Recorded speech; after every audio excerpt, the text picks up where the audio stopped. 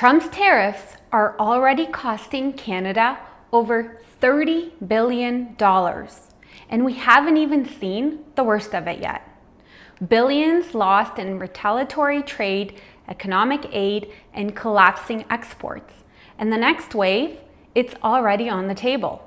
Trump is reigniting the global trade war and slapping up to 70% tariffs on countries without a fair trade deal.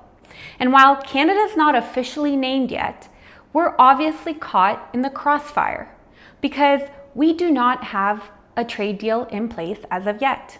Starting August 1st, the US plans to implement tariffs ranging from 10 to 70% on up to 12 countries, unless those countries strike a new deal with Washington.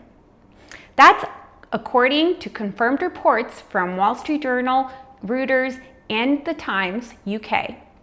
The move follows the end of a 90-day negotiation pause tied to Trump's so-called Liberation Day tariffs announced back in April.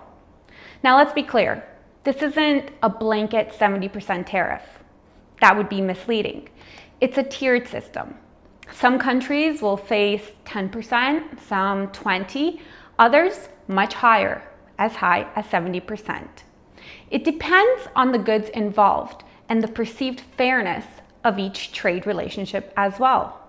But this is an aggressive approach and is very unpredictable. The list of targeted countries is still a secret. Here is the part we know for sure though. Canada hasn't been publicly named in this new August round, but that doesn't mean we are not a part of it. We're dealing with existing 50% tariffs on our steel and aluminum, 25% on most of our goods, and 10% on energy exports. These tariffs are already causing serious damage to our economy. Over 123,000 Canadian jobs are tied to steel and aluminum exports, and provinces like Ontario, Quebec, and Alberta are bearing the brunt. Contracts are getting pulled. US buyers are turning to Mexico, which is still in Trump's good books for now. Export volumes through ports in Vancouver and Halifax are down, and steel exports to the US dropped sharply after March's 25% tariffs took effect. Manufacturing export orders have hit their lowest levels in years, and Canada's steel sector has already cut about 1,000 jobs. Exports to the US have fallen for 4 straight months, at their lowest point since 2020. And now there's fear growing among exporters that we're next on the August hit list. Our lumber exports are worth between $8 to $10 billion annually, with about 25 to 30% going to the US. And these exports are all under pressure. BC sends over half of its softwood to the US.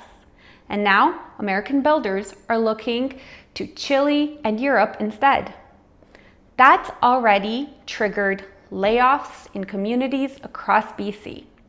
The auto sector is another high pressure point. About 80% of vehicles assembled in Canada are shipped to the US, and many cross the border more than once before they're finished. Those existing tariffs are already adding costs to each crossing. GM, Honda, and Stellantis have warned internally that they'll scale back production if the trade environment doesn't stabilize. Then there's our beloved loonie. A weaker dollar means higher import costs, groceries, electronics, even clothing. It all gets more expensive. And what have we done to try to stop this? We backed down on our 3% digital services tax on big tech. Companies like Meta, Google, and Amazon in a bid to avoid US retaliation. That tax was expected to bring in $7 billion over 5 years.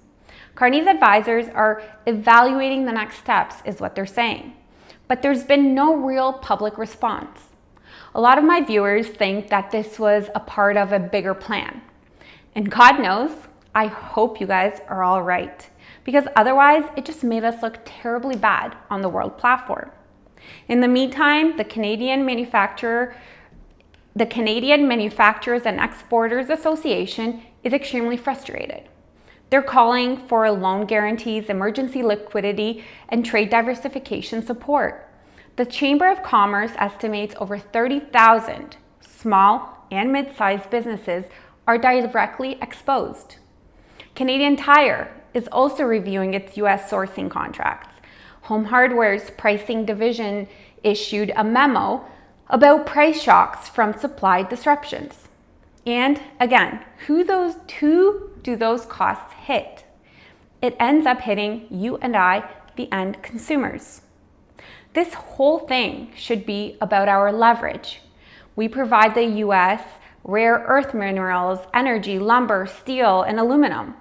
But we're acting like we have absolutely no cards to play. And that has got to change. Even Wall Street is feeling uneasy. Goldman Sachs warned the full rollout of Trump's tariff plan, if retaliated, could shrink U.S. GDP by nearly 0.7%. That includes ripple effects from Canada, the EU, South Korea, and beyond. So where does that leave us in Canada? Well, we need financial aid for our exporters. We need market pivot strategies under CETA and Indo-Pacific agreements. We need an industrial policy that invests in homegrown manufacturing. Because if we wait for Trump to name us officially in August, that's not a great strategy. All right, folks, that is all for now. Thanks for joining me on another dreadful tariff talk. If this video helped make sense of what's going on right now, please hit that like button, subscribe, and turn on notifications. That's what helps reach more people who need to know what's going on. Thank you so much and have a wonderful day.